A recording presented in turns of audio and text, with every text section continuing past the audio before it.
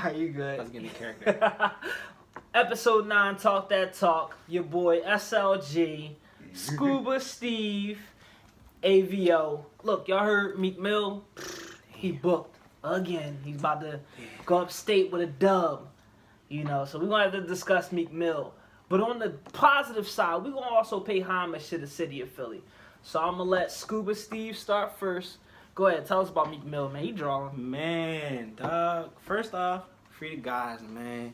He did so much for the city. For the boys. The DA just hating on him because he getting more paper money than you. Yeah. All All he trying to do is put coats on them kids. He was backs. out with Lou Will giving coats on them kids. How can you hate him? Right. Wow. Damn. Yo, the crazy part is I heard that my man's, all he did was violate by riding a dirt bike, bro. He always on a dirt bike. I heard that's all he did. He just was bike life, and he was like, you know what? He was born with a dirt bike. Nah, I'm like, that's wild because they gave my man like 2 to 4 off of that. 2 to 4? Mm. For 2 riding to the 4 bike? years off a dirt bike when That's like wow. people getting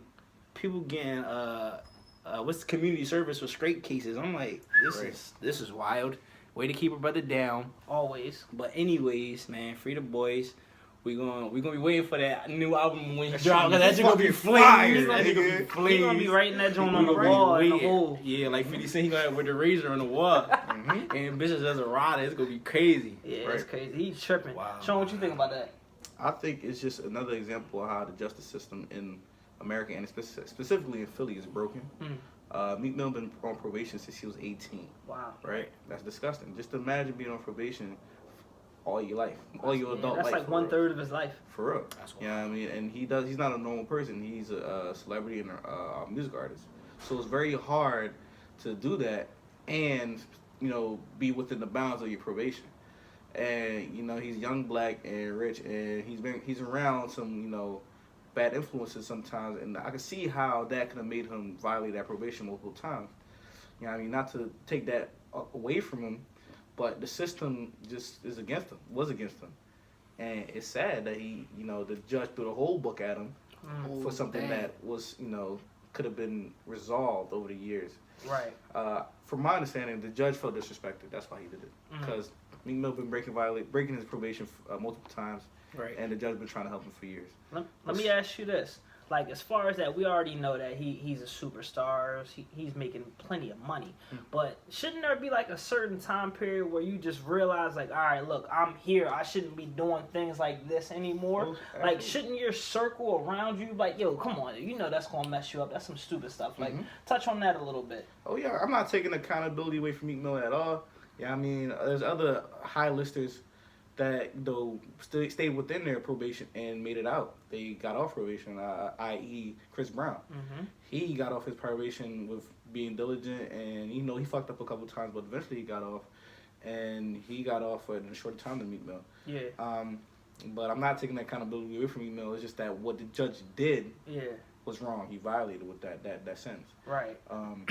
Didn't they double his probation? Remember he broke it when he was on probation the first time, and then he broke it by doing like a show. Didn't he break that joint by doing a show I somewhere? think something like And then that. didn't they double his time just for doing They that? probably extended It it. probably violated his travel restriction. Yeah, I think he wasn't allowed to leave the state or something. And then like he did that show, and then they gave him more time on the job. I feel like with him specifically, I feel like they like to take these celebrities who are from where he's from and use them as examples. I believe so. Like, I feel like they gave him the hardest, like, they just throw the book at him to just make an example for everybody else out there because, like, he's going to be the punching bag for it. I feel like that's kind of corny because at the end of the day, it's people out here doing a way lot worse than smoking weed, riding dirt bikes. Yeah. When you got people killing kids, you got cops killing kids and they getting paid vacations. Right. Like I said, people getting off, people getting community service for doing way more intense crimes than weed than the dirt bike, and that's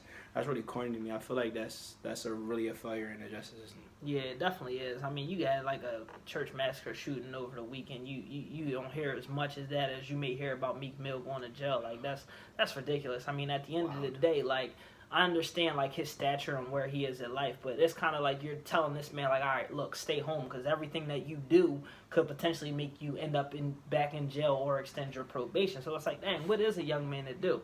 You know what I mean? At the end of the day, like I said, it also comes down to his circle as well. They're supposed to look out for him, make sure he's doing the right things because I mean, when you that young and you have that much money, can't nobody really tell you what to do. I mean, of course, we ain't never been there. Nobody probably gonna be able to tell me anything at all. But overall, like, I mean, it's not much you can do when it comes to situations like that. And he's come a long way. But don't think we forgot. Like, look, Meek Mill, we praising you now, but you took some losses recently. You lost to my man Drake. I mean, got bodied by a singing nigga. Like that was unacceptable. And truthfully, it wasn't expected. Nobody really expected Drake to come back at him. I mean, we know, but you think, wow, like Drake got bars? He do. He does. So why do you think it was gonna be anything different? Because Drake has always kind of act like he was on this Hove status. You know how Hove throw like little jabs and don't really respond to the people who's lower than him. So when Drake actually responded to Meek Mill, I was shocked, and I'm like, oh, it's got to be because Meek's an easy target. Drake even responded to Tyga. Why he not responding to Meek Mill? He gave Tyga a bar. He gave Tyga a bar. He didn't make 3 songs about him. Exactly. So if he gave a 18-year-old nigga with face tats and a fake girlfriend, if he gave him 2 bars, why would he not give a superstar at the time a song? It's good for the culture. You know, Drake all about the culture. Ain't they on the same label? No, but wasn't Tyga and Drake on both on Young Money? Yeah, but who's Tyga? That's crazy. But he had to do that because Meek Jones was more. I want to say when we came out with the whole thing about Drake, it was more of a personal attack on Drake than what Tyga said. Tyga Jones was like minor, but Meek was coming at Drake whole artistry. Mm-hmm. He was trying to discredit everything he ever did because Quentin Miller gave him inspiration for a couple verses. Right. Like, you not going, if I'm Drake, I would have did the same thing. Like, everything I worked for, like, from 2010 putting out Ransom, everything I worked for from up then until this moment, you gonna try to discredit everything by saying that nigga wrote a couple lines for me. And because he didn't promote his album on Twitter. And he on the album. He's not even on his label. What more promotion you need and you on the album supporting? I'm not his label. In defense of Meek, so we don't sound one-sided. Nah. I know you're a Drake fan, Mark, so you biased. But anyway, in defense of Meek, so we don't sound one-sided, Quentin Miller didn't just give Drake inspiration. Drake took 80% of something Quentin Miller wrote. How you take when you paying? He actually paid Quentin Miller. That means he didn't write it. Okay, and it's a mixtape. Everybody always bring this up about how he didn't write it. He wrote a mixtape that sold better than most people's albums. That mixtape alone sold more than Meek's albums. Holla at me. You sound very emotionally involved. He said holla at me. He took it back to 06. Holla at me. You sound very emotional. Nah, because I'm tired of people talking about Drake didn't write this and didn't write that. It was a mixtape. Let's talk about Thank You Later. Back to the argument that I'm trying to say that Meek Mill was having. He was saying that Drake is not valid as a rapper, as a hip hop artist because he does not write, and Meek Mill writes, and the artists that Meek Mill respects write all their music. So what about your man? What about your favorite artist, Kanye? He don't write nothing no more. I'm talking about Meek. Oh. I'm fine with Drake not writing, Kanye not writing, and other artists not writing. But we're talking about Meek Mill right now. Too. And it's okay if you feel emotionally involved in this argument. I'm not emotionally involved I understand. at all. I'm just saying. You love the guy, and you love his music. False. Also, to Meek's defense, he was I was listening to some joint. He was like, it sounded like Drake dissed him in that song that they made together on a Rico joint. Because you know how Meek verse was like, I woke up with my dream girl, she rich as a beater or some shit like that. Yeah. But in the same verse, Drake said something like, your dream girl to me is probably not a challenge, some shit like that. I remember that. Meek was like, yo, it kind of sound like you dissing me on my own song. And I was like, I mean, that's kind of corny. Where I'm from, if you sound like this, you got to address it. So they could have just, I feel like, for him to do all of that was extra. Like, if you felt that way, you could have had that conversation on the side. Meanwhile, that song was still popping at the time. That was my favorite song off of the joint. I'm like, yo, this is the wave. And then I feel like he messed his own buzz up because he started that whole controversy thing. And then I feel like people stopped listening to the album because, like, you know, Drake fans be around hard. They like, Drake fans is going to support. So I was like, so they was like, damn. Like, I even know Mark was like, yo, when that joke came out, I was like, fuck this, I'm not listening to Meek no more. I'm like, well, yo, I probably listened to that song and the joint with Future, Jump Off the Face. But other than that, nah, I was done with that album. That album was fresh. I listened to that joint earlier. That joint was flames. It is. I went back, I revisited that album and other albums by Meek Mill during the time when I didn't fuck with him because of that ugliness. and it was really quality music. And yeah, I mean, it's sad that he deterred all that with that stupid ass beef. But I understand because he's a street nigga, and he gotta, he gotta show up in the face of disrespect. But he just handled it really wrong. Yeah. I mean, I feel like his rebuttal was not terrible. That War Ready song, minus O'Malley, he could have kept O'Malley. Like, O'Malley could have stayed home on that joint. Yeah. But that War Ready track was flames. That joint and was I feel like thinking back on it, he waited too long to put that out. Yeah, by the time that came out, back to back was already about the. We forgot about the Drake beef. And Grammy. We forgot about the beef because he waited too long to put that out. But War Ready is flames. Yeah, War Ready was on point. See, an OVO chain probably take that shit. I was like, yeah, I'm about to talk all my. I'm like, yo, me going for heads now, but it was too late. Yeah, and I tried to put people on. They was like, nah. I'm like, damn, it's too late, bro. But we bounced back from those losses. I mean, Meek bounced back, and just like Meek, the city bounced back. Yep. It was ugly, but where the city was back then is not where we're at right now. Yeah, I mean, right now the fact that Meek is going to jail, we see a lot of solidarity in the city. Yeah. A lot of solidarity in the rap community for Meek. Yeah, I mean, and it really shows that even though you could take a major L, you could really bounce back. Yeah, I mean, Meek Mill's recent album did great numbers, and he still holds a lot of clout. He's Jamaican. He never went to school. Clot. But then he said, like for Sean a lot of clout in the rap industry.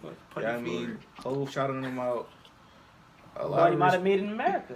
He brought him out and made it in America. That's big. Yeah, man. A lot of people still respect me even when you fell. I mean, at the end of the day, he's come a long way. Like, look, I say my things about Meek, but I've seen him in the beginning. Back in the day with the braids, with the braids. We used to be watching him on Smack YouTube. DVDs. I don't know if he was on Smack. Was he on? He was on Headshots. Headshots. Like Bloodhounds, Autumn Bulls. Like, yo, he came a long way. Had the Real Meek mixtape. He had the, of course, Dream Chasers 1, 2, and 3. Like, Flamers, cuz. What you talking about? Flamers, my favorite Meek mixtape. Flamers 2 was high. You already know what song going down in the history. Rock and roll history. You already know. I used to pray for times like this to rhyme like this. But nah, Meek has definitely had his ups and downs, and this is something that he can overcome. He's done it before. We was actually at the concert when he was booked before, and then Drake actually came out on stage and had the Meek Mill shirt on. That's why I was confused about the beef. Like, I thought it was cool. It was odd. I feel like y'all niggas be saying that he really. I feel like the L wasn't even that crazy. Like it was. I feel like it's just back to listen. Back to back was a hot track.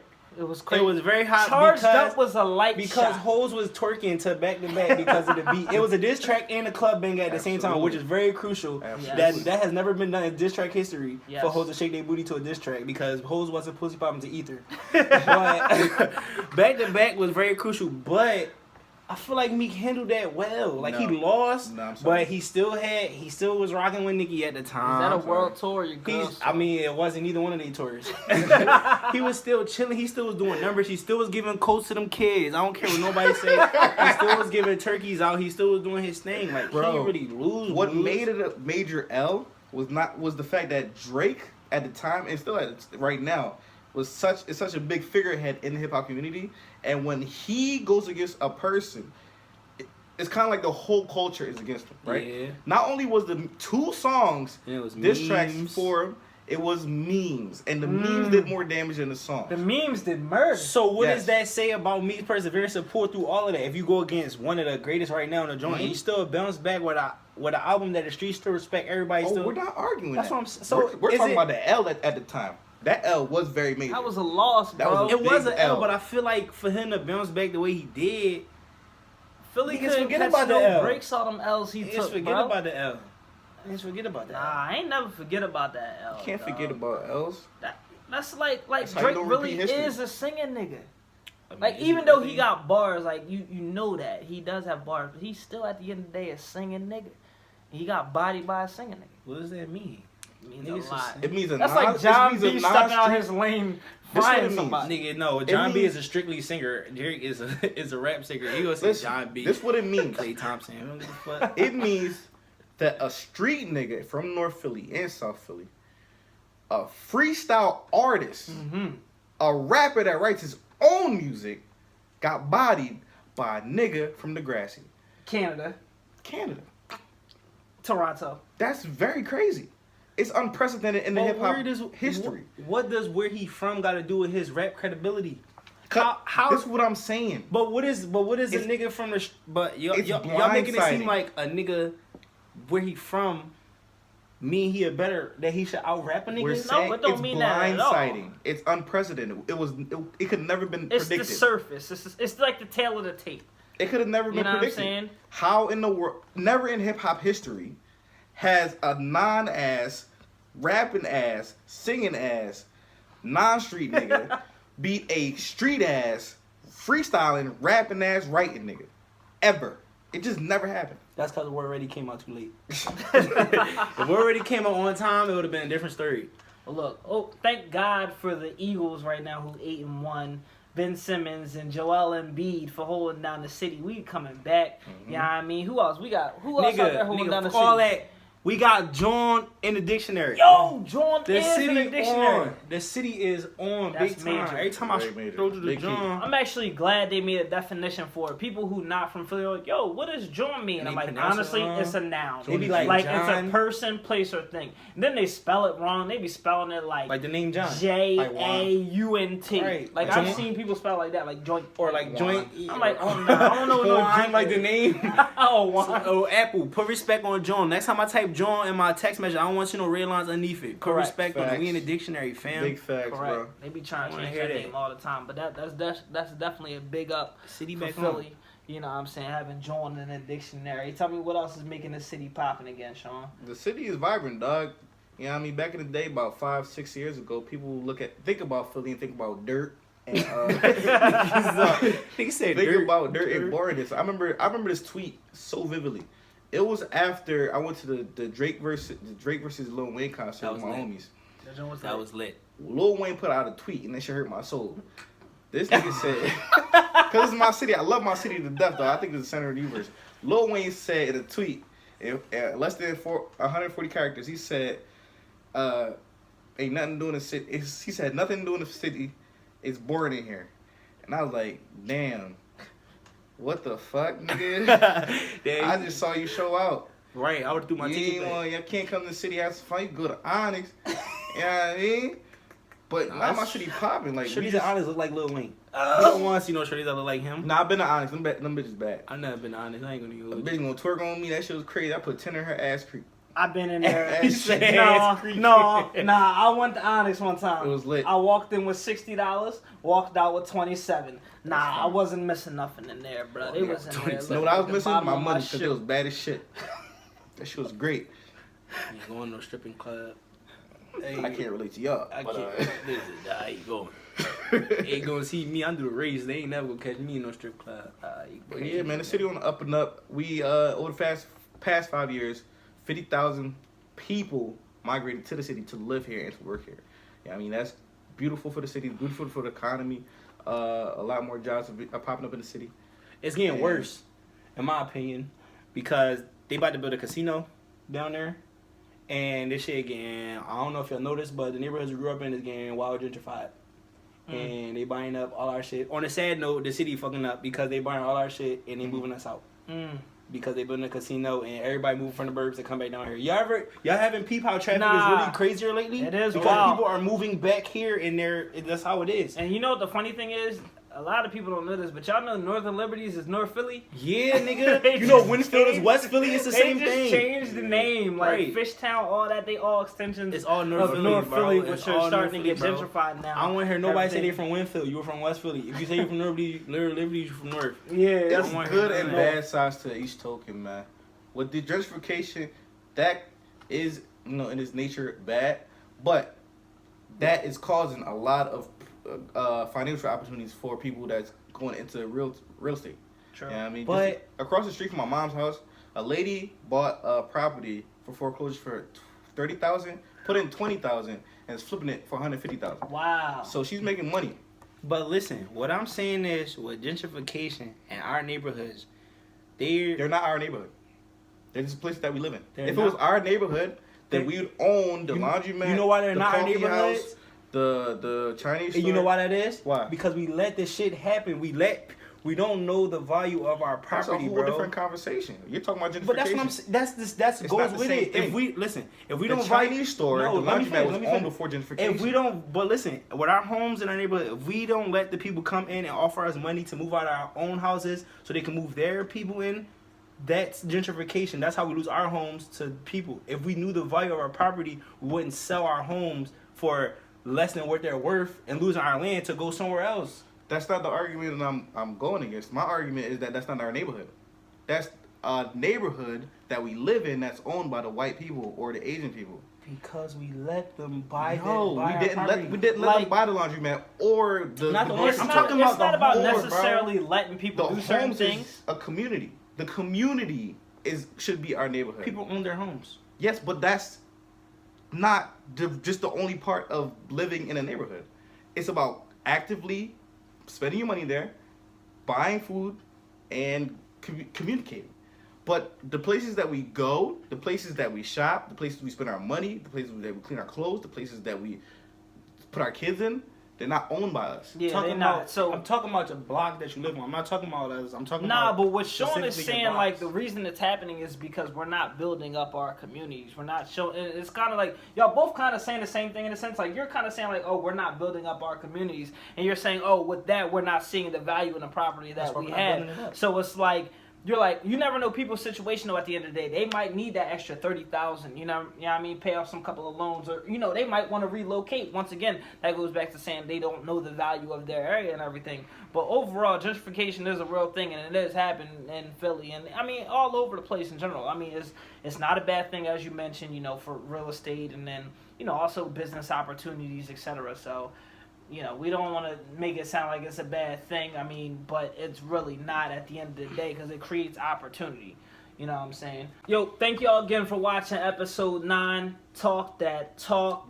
Your boys, we here. Yo, drop some comments, so we can talk about some stuff next week. What you millennials got on your mind. We talking. What's up? What y'all got to say? Let us know, man. You know what I'm saying? Man, Peace. I'm about to get ready to watch my Sixers. Oh, We just want some likes. We just want some comments. Eagles 8-1. I'm gonna talk about the just Eagles want- every week. I just want some views. What more do I have to